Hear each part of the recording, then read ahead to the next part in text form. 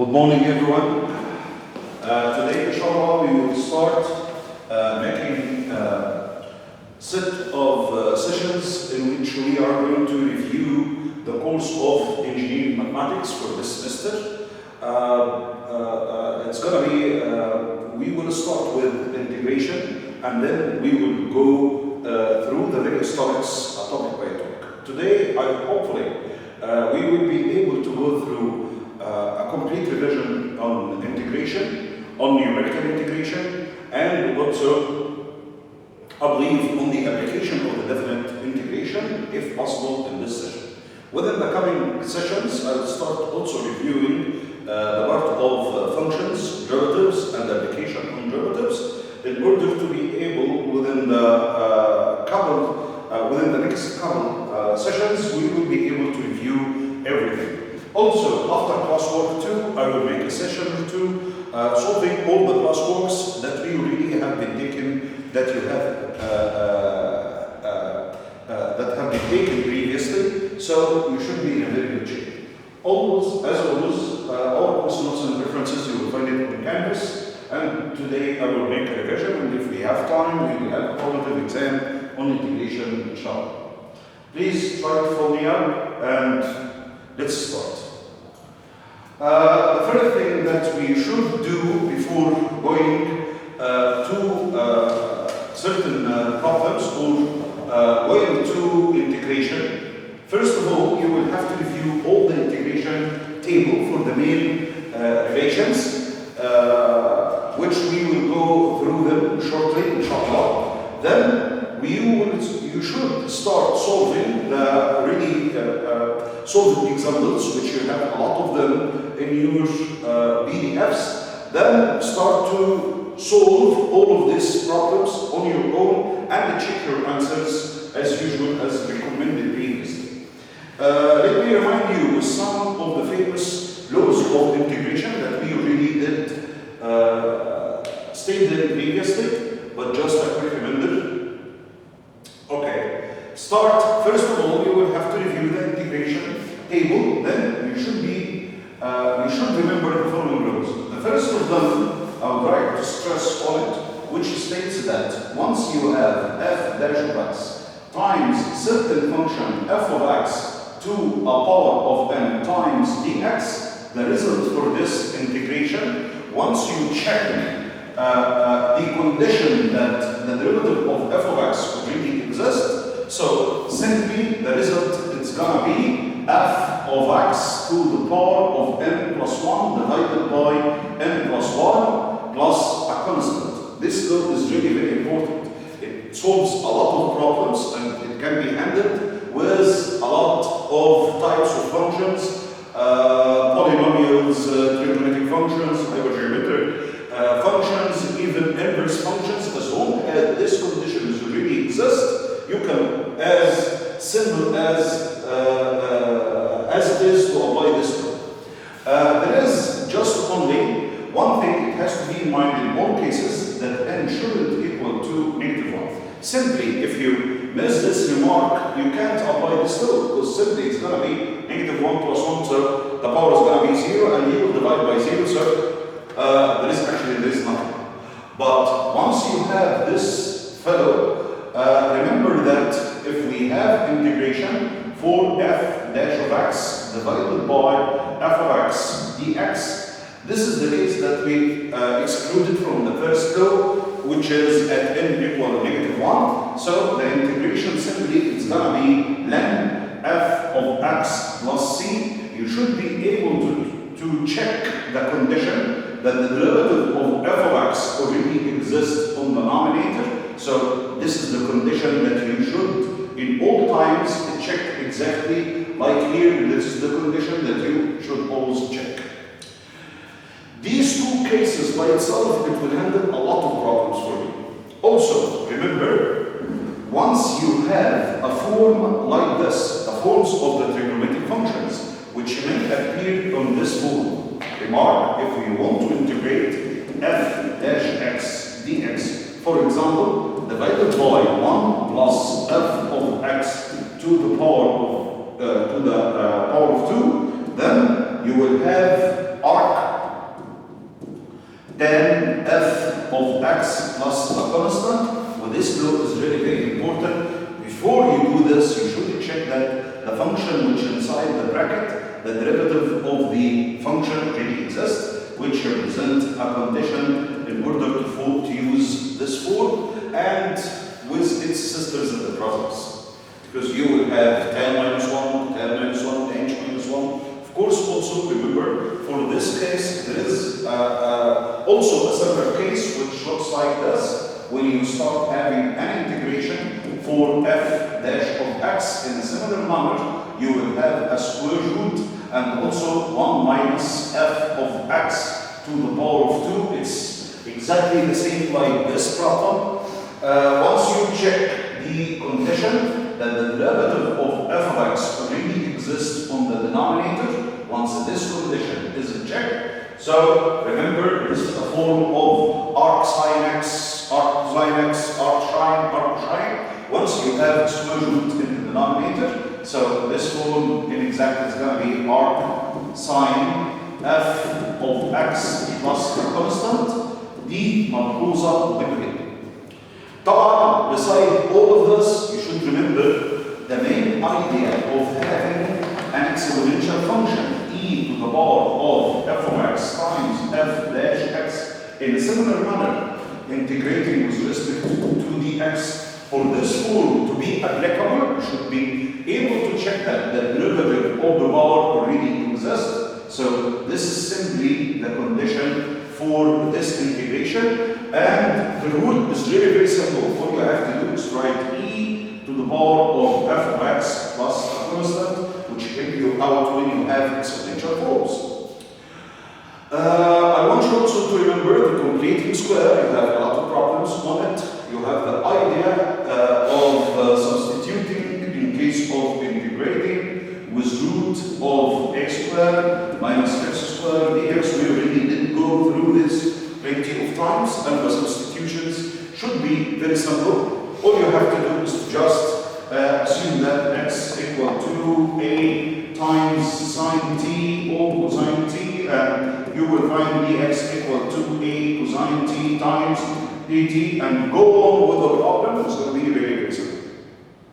Those are the main ideas that we spoke about, and application of them with any type of a function that exists. Either a polynomial trigonometric function, inverse trigonometric functions, hypergeometric functions, all types apply for this property. You should be able to review all of them. Okay. خلينا ناخد بعض problems or more problems in order to be able to handle all of these problems. The first set. Once I have a problem like this one, I will start thinking about the laws that we already saw previously. I will check. Once you see a denominator and denominator, please do try to check if the derivative of the denominator by itself really exists on the denominator or not. So, first of all, once we see this problem, I will start to think about this denominator. لما أعمل derivative, once we do a derivative for this denominator, which is going to be simply 2x minus 4, I will try to check if this derivative really exists on the denominator or not. What's missing is simply 2. So, it's almost exists. زي ما شايف هو تقريبا موجود. All we have to do is to try to find, to adjust x minus 2 to be 2x minus 4. So, simply, I will say that it will equal to half integrate 2 of x minus 4 with respect to x, which is divided by the square root of x squared minus 4x plus 5. Already condition is satisfied. Start to put this form on the previously stated rule. على الفورم بتاعت الرول اللي احنا اتكلمنا عليها من شويه. يبقى y is going to equal to half integrate. It's going to be 2x minus 4. Let's raise the denominator with the negative power to the denominator. يبقى إذا simply it's going to be x squared minus 4x plus 5 to the power of negative half dx. If condition really satisfied, the derivative of what's inside this bracket really exists in front of it. All we have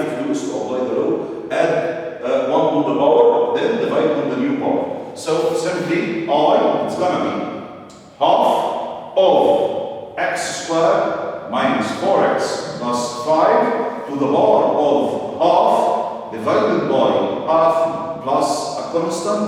هنا انا حليت الايكويشن بتاعتي perfect. طيب لو انا جيت ابص على او let's see the problem beside it. If we have x minus 2 divided by x squared minus 4x plus 5, which is really very close to this one. But I want you to take care about always remark first of all the power of this denominator. The power of this denominator is simply positive power. We can do it same way. ما نقدرش نعمل نفس الكلام. All I have to do is to check that the derivative of the denominator really exists.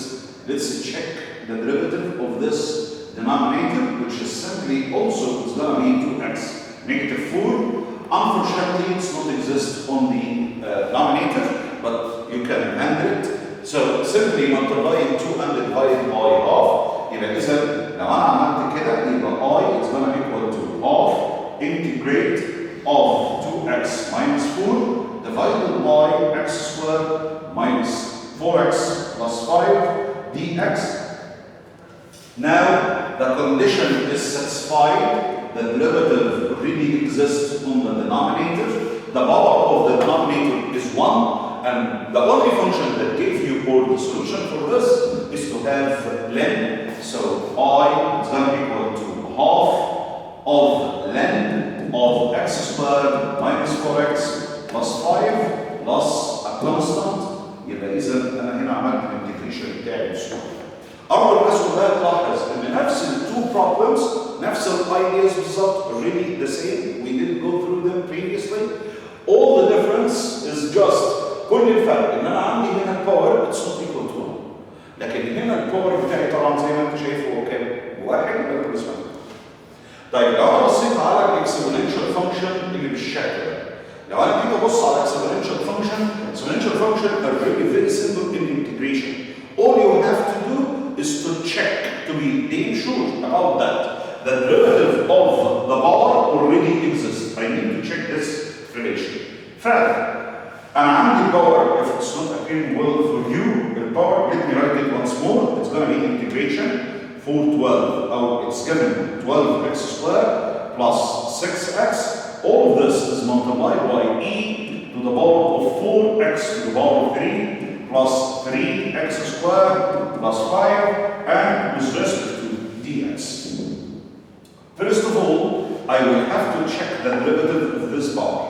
The derivative of this power is going to be simply 12x squared plus 6x, which already exists in front of this function. Once in the حصل in the condition that already exists, simply the integration will be in one step integration. I is going to be e to the power of 4x cubed plus 3x squared plus 5 plus a constant. The conclusion from these problems is simple. You have to apply those. If the conditions exist, the integration is going to be easy. It's going to be a very, very easy task for you. All you have to do is to just check the right conditions. And you should be in a very good shape.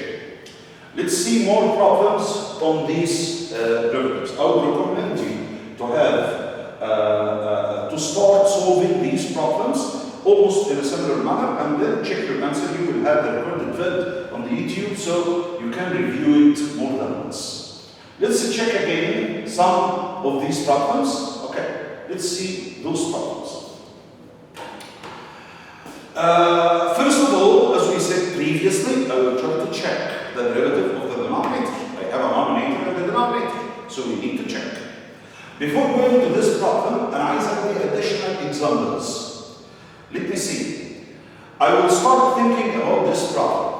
But before going through it, is this problem more easier than this one? هل المسألة دي أسهل من الشكل اللي أنت هتشوفه دلوقتي؟ بص كده.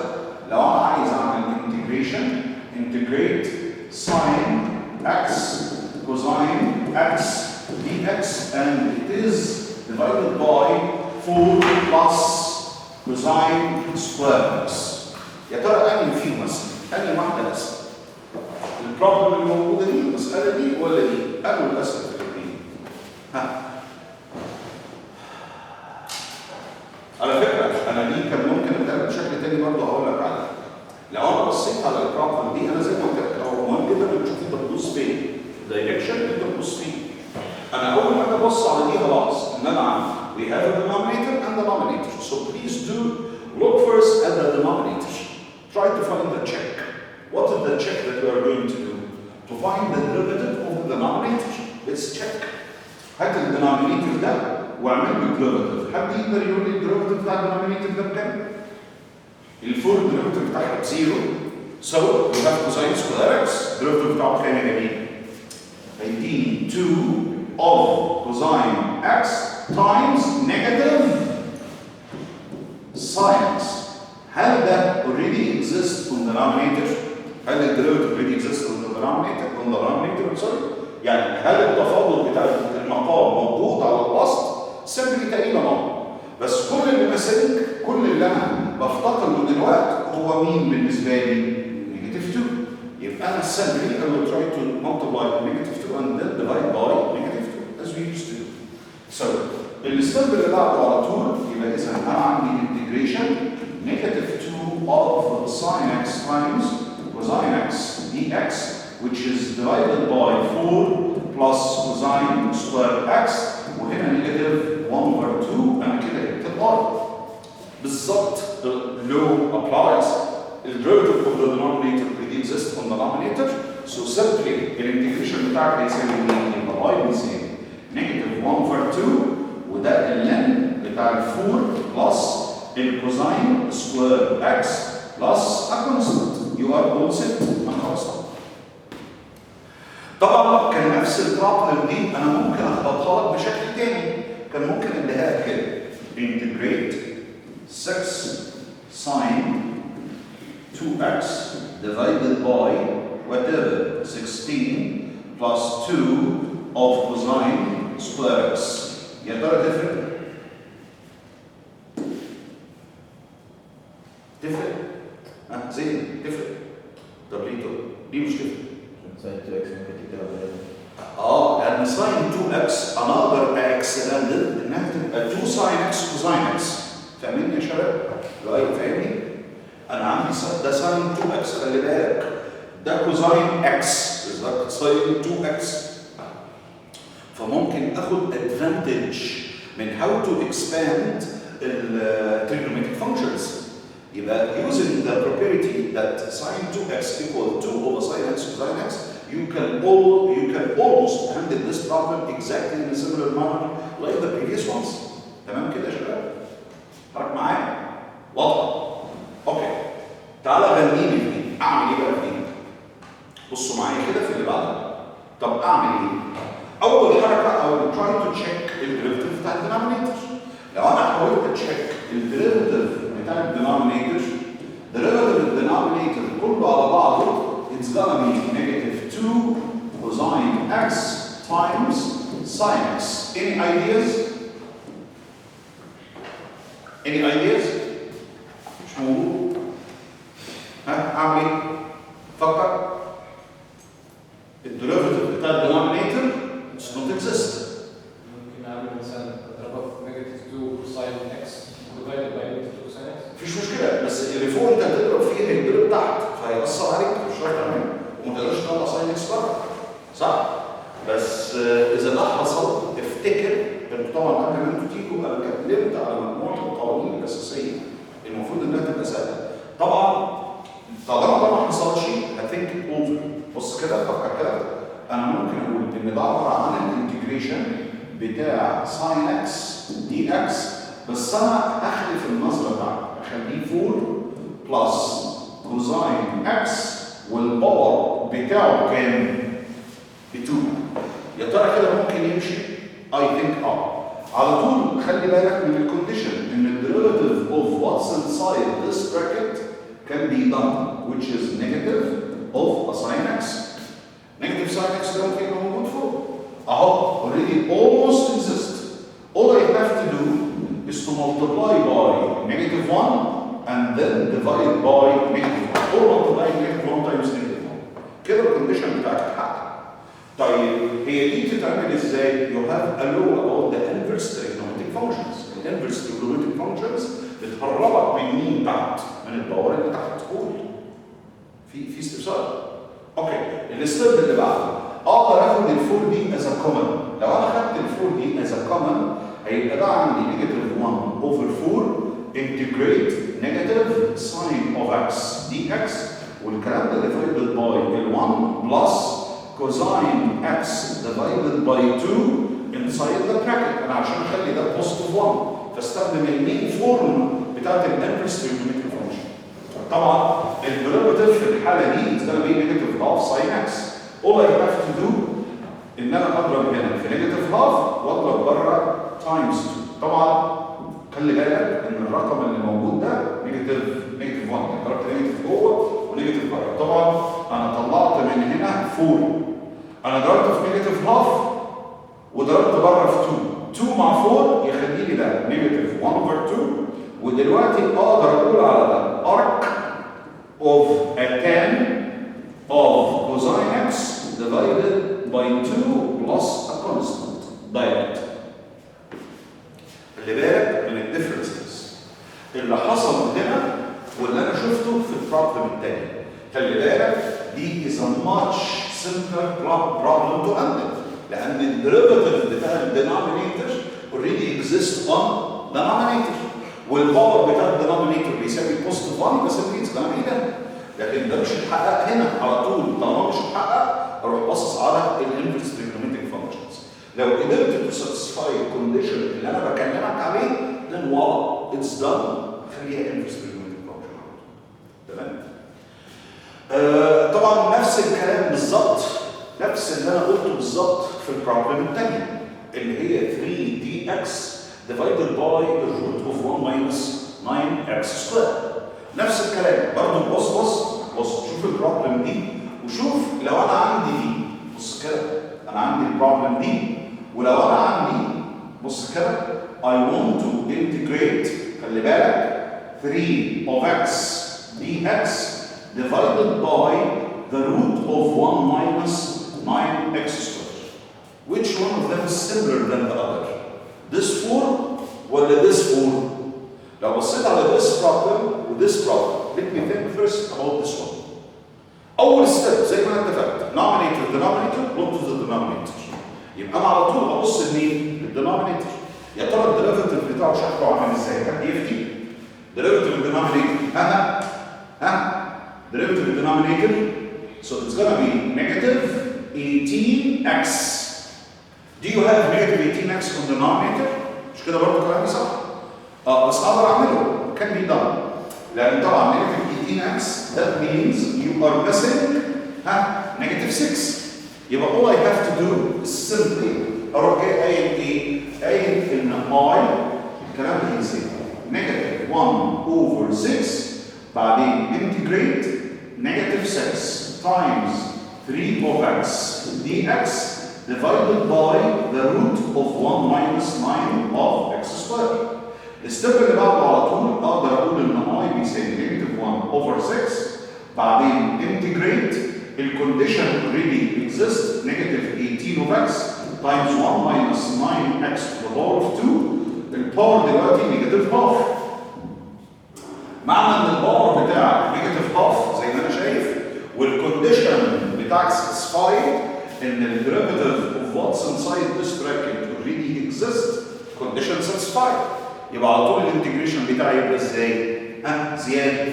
هيبقى I هيساوي negative 1 over 6 take the main bracket add 1 on it which is gonna be half then divide on half plus a constant وطبعا اللي جوه 1 minus 9 of x squared. يبقى ده كل اللي انا عملته انا زودت على باور واحد وصلت على مين؟ على الباور الجديد. طيب يا ترى ده ابليكابل هنا؟ اقدر اعمله هنا؟ لا. ليه؟ لان الديريفيتيف بتاع الدينومينيتور نيجاتيف 18x. انا ما عنديش مشكله في النمبر بس عندي مشكله ان مين مش موجود؟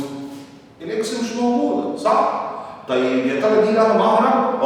استنى ايه رايك لو انا حبيت اعمل انتجريشن ادي 3 ادي دي اكس انزل تحت ادي السكوير روت ده 1 ماينس، ايه رايك لو انا خليته كده 3 اكس to the power of 2؟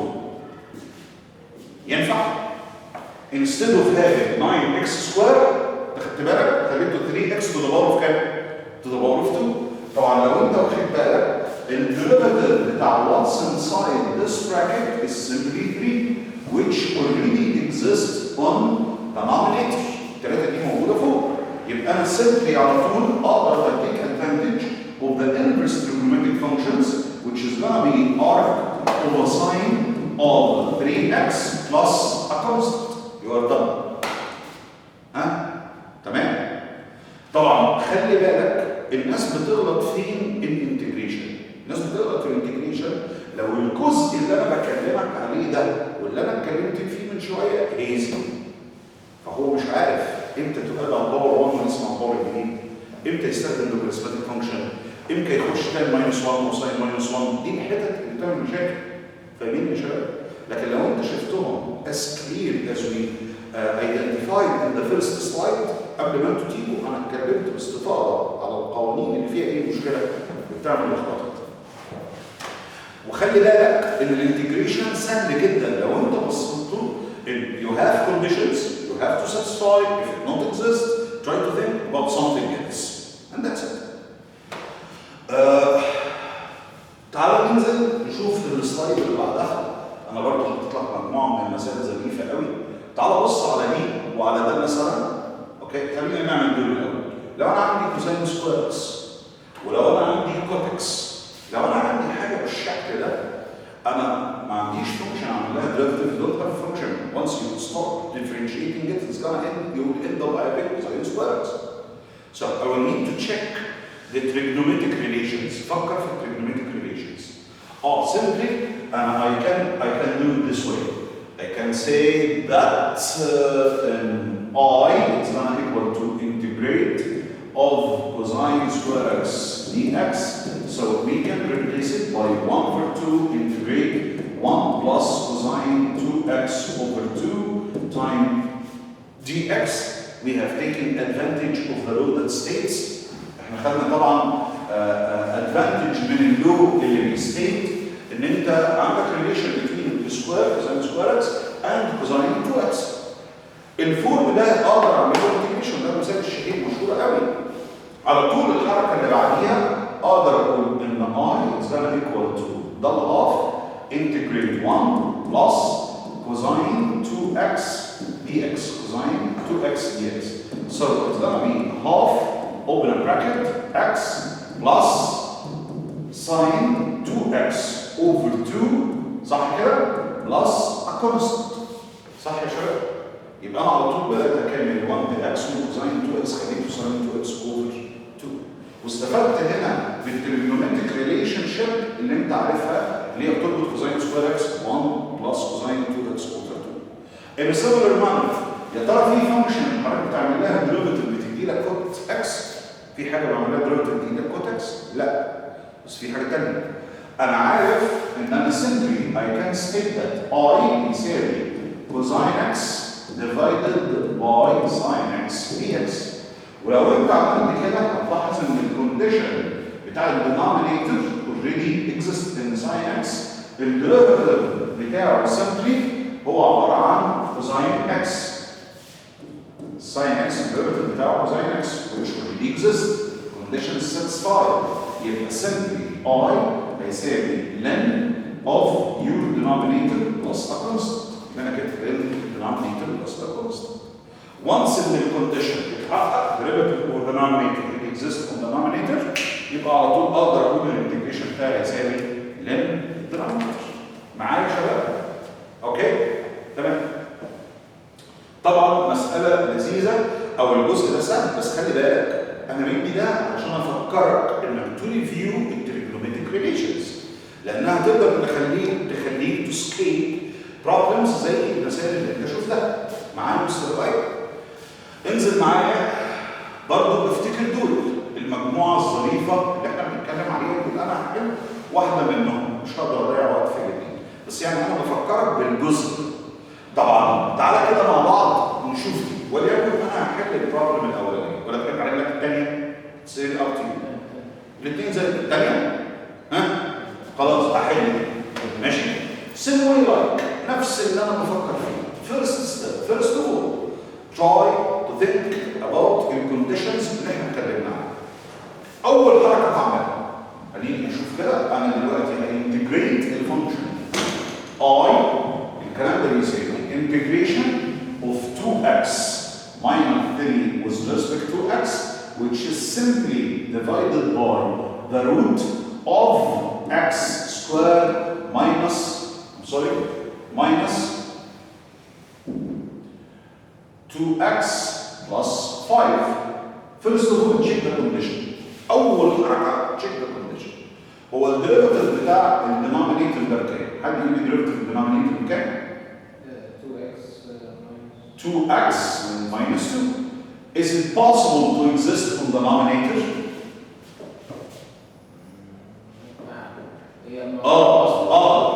أنا ممكن أعمل إيه؟ Okay, let's start. Go this way. I is gonna equal to integrate 2 of x minus 2, which is divided by the root of x squared minus 2x plus 5. Then negative 1 dx. Negative 1 plus negative 2, you will end up having negative 3. So all I did, ان انا رحت داخل على negative 3 وعملت لها separation. negative 2 ونيجاتيف 1. طيب if it was another number, simply add negative 2, then add positive 2, as we used to do previously in functions. Once we did that, you start separating this integration to how many integrals? 2 of them. دلوقتي مفيش قدامك حل، لازم اقسم التكامل ده لكام جزء؟ 2 of them. يبقى انا ده معناه ان الكلام ده يساوي integrate 2x minus 2, which is divided by root of x squared minus 2x plus 5. Then minus integrate dx, which is divided simply on x squared minus 2x plus 5, and don't you forget that you have a square root. This integration is done.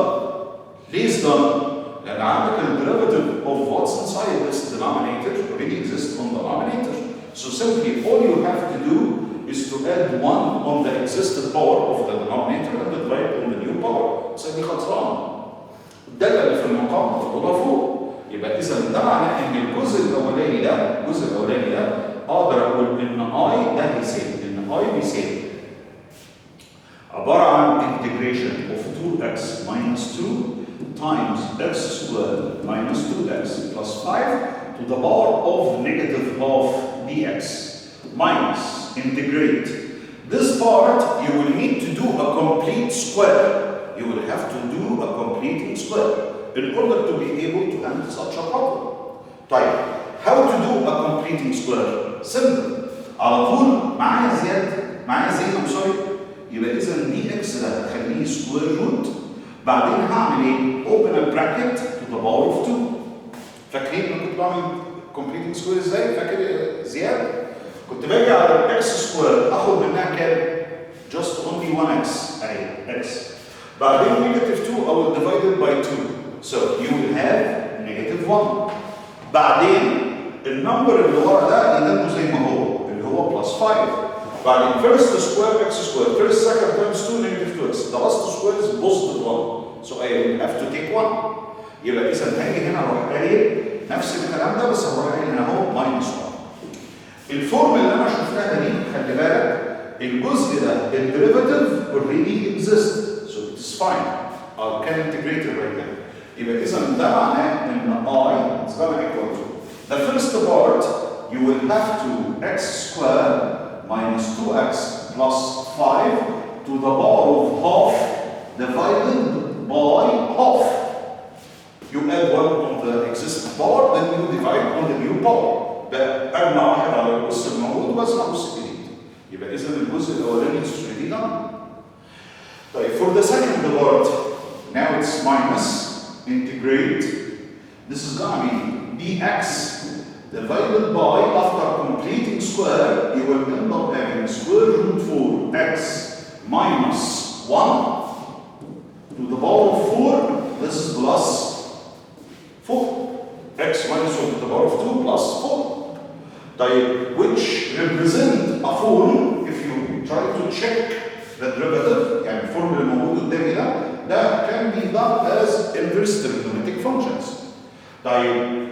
خلاص ده خلاص done. Finally, I is going to equal 2 of a root of x squared minus 2x plus 5. For this guy, take 4 out, so it's going to be negative 1 over 2. Integrate dx divided by the root of x minus 1 to the power of 2 plus 1. This value is divided by 4. خدت بالك؟ أنا خدت الأربعة دي as a common. And 4 once it is a common, going out of a square root is going to be 2. And the 2 is coming from the denominator, so you will have half. Then, in 4 it's going to be through this x minus 1 to the power of 2. Which is simply اقدر بسهوله قوي ادخل الفور دي inside the square bracket، اقدر اخلي السكوير براكت ده بالشكل ده. بس خلي بالك انك وانس انك عملت كده الفور دي دلوقتي تبقى بقت بكام يا شباب؟ مش انت عندك البراكت تو ذا باور اوف 2 ديفايدد باي 4، زق الفور دي جوه تقوم تدخل وذ سكوير روت. كده خلاص ده مش كده بس، الديريفاتيف بتاع الدينومينيتورز، check the derivative of the denominator. Derivative of what inside the bracket is simply half. والreal half exists عندك فوق، صح ولا ايه؟ كل اللي انا هعمله ان انا هاخد الهاف ده من بره اروح مدخله فين؟ مدخله جوه. خلاص المسألة بتاعتي خلصت. يبقى finally I is gonna equal 2 square root of x squared minus 2x plus 5 minus arc of a sine of x minus 1 divided by 2 plus a constant of integration in u. طبعا المسألة بتاعت completing square دي